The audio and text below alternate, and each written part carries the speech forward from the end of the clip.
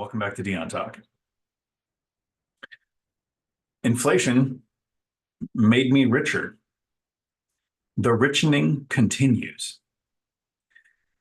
I was going to whiteboard this video, but Frank from Old Guy RAI came over and was helping me do some projects, and we're going to be making a closet. So I don't have my whiteboard up. So I'm going to cheat. And I want to explain how inflation doubled my net worth. And because of inflation, it's worse than that. It's worse than my net worth doubling.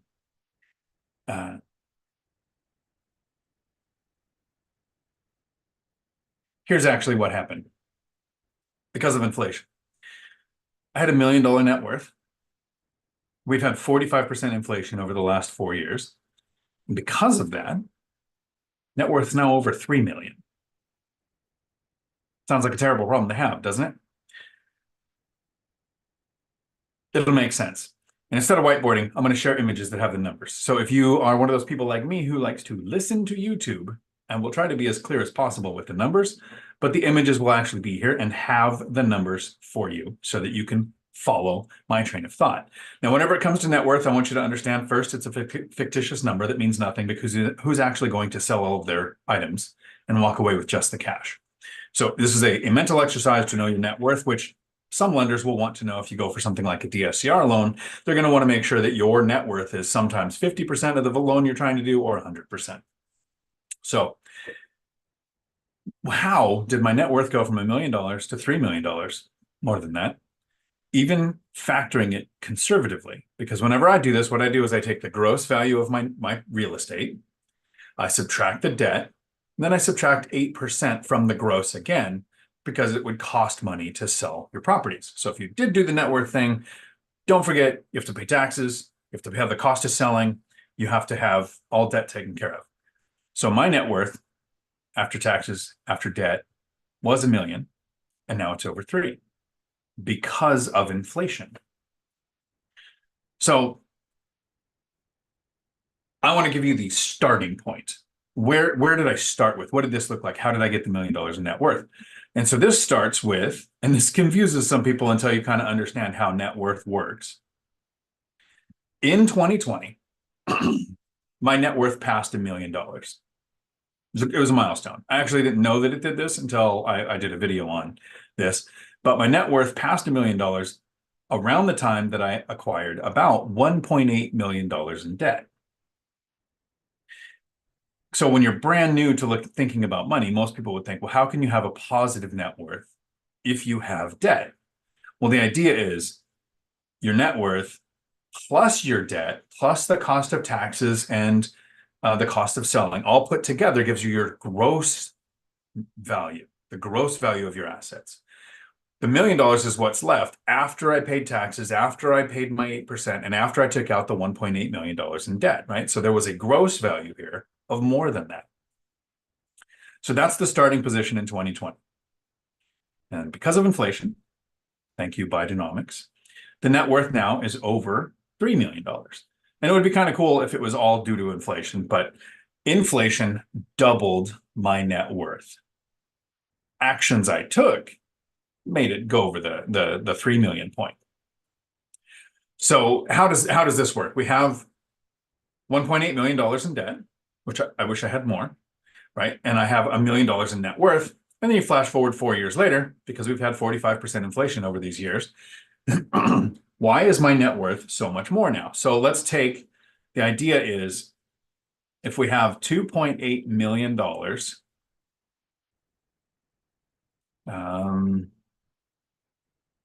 that's the $1.8 million in debt and the $1 million in net worth. If you put it together, right? And now I'm leaving out the 8% for selling and I'm leaving out the taxes. This is what is left. 45% inflation. Most people think things will cost more, right? What really happens with inflation is it takes more currency to buy the things. The things pretty much cost the same, but 45% inflation means the dollar has lost 45% of its value. Meaning, in order for somebody to buy my properties, the $2.8 million worth of value of the $1 million in net worth and the $1.8 million in debt, if somebody was going to buy them all from me, it would take 45% more dollars to buy those assets, which would be $1,260,000 more. Like that's the increase in the number of dollars it would take because the dollar has lost value. That's what inflation is. It doesn't mean things cost more. It means it takes more dollars because the dollar lost value. So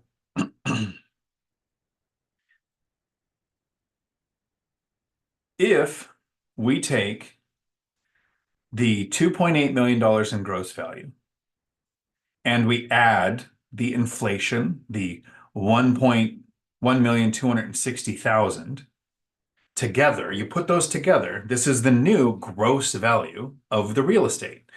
So it's 2,800,000. That would be my starting point of $1.8 million in debt, $1 million in net worth.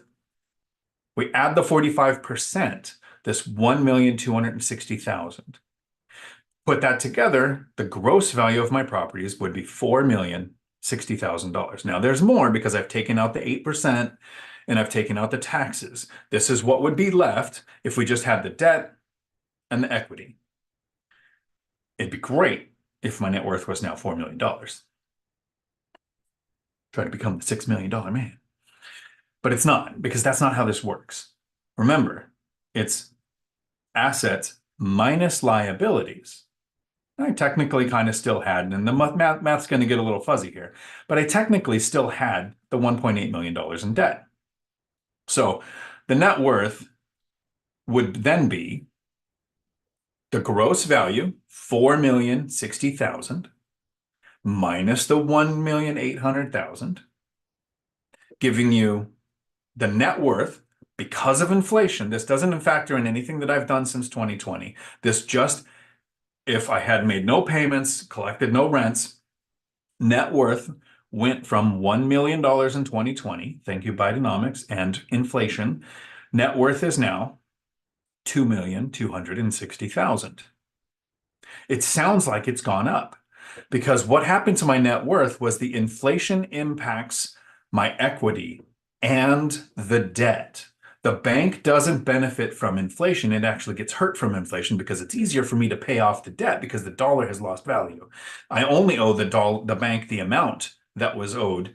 So they haven't benefited from appreciation. They haven't benefited from the depreciation. So I haven't paid taxes on any of this. And even if I went to sell because of things like the stepped up tax system, my kids aren't going to pay any taxes because of 1031 exchanges or the IRS 121 rule on the place that I live. I'll probably not pay any taxes. But this is what happens to net worth just because of inflation. And it would be nice if that was all that happened.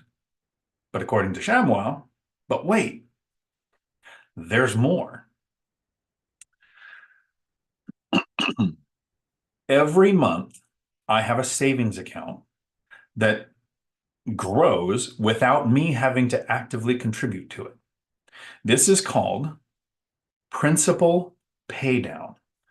Every month, our tenants, when we own a property, pay a portion of the rent that we put on the mortgage. So we pay off a portion of the mortgage.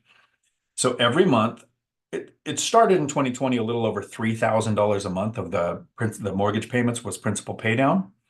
But what happens with that is because of interest amortization, 1 month a property might have $500 being paid on the principal. The next month it has 502. Then the next month it has 504.3 or whatever.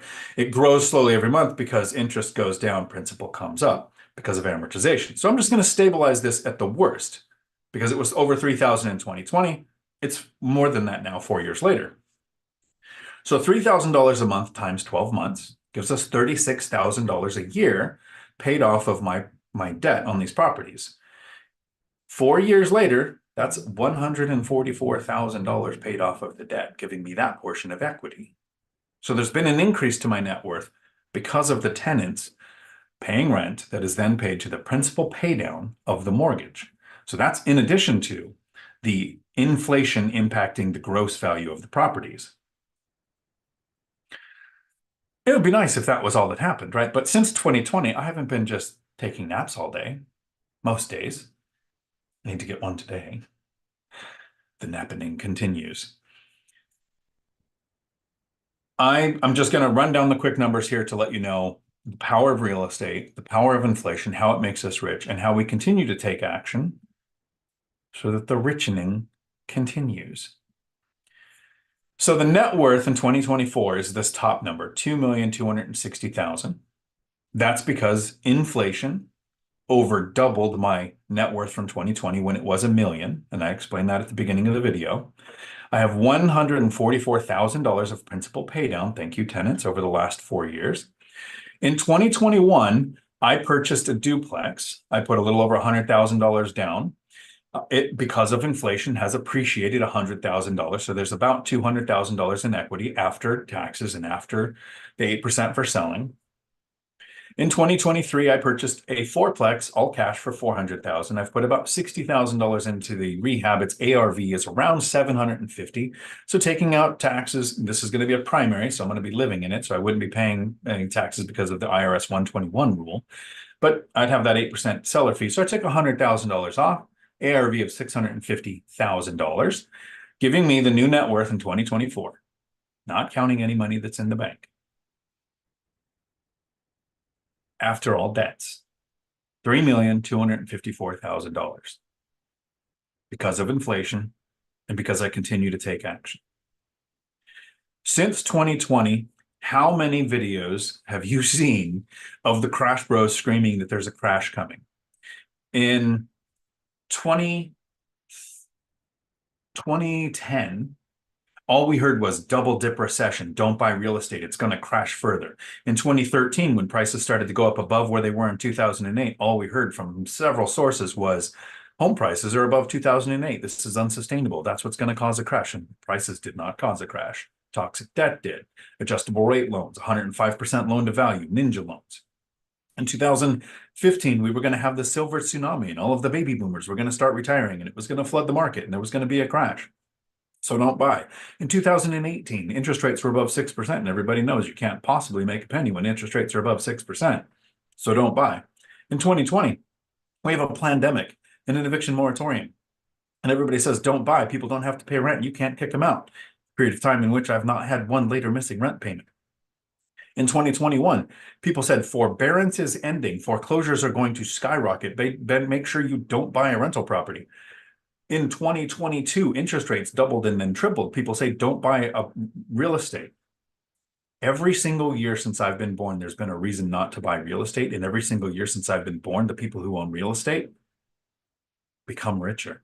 The richening continues. Yes, wholesalers and flippers and people with adjustable rate mortgages on 5 units or more for commercial loans are going to have problems. But if you have 30-year fixed rate debt, you buy properties that cash flow day one.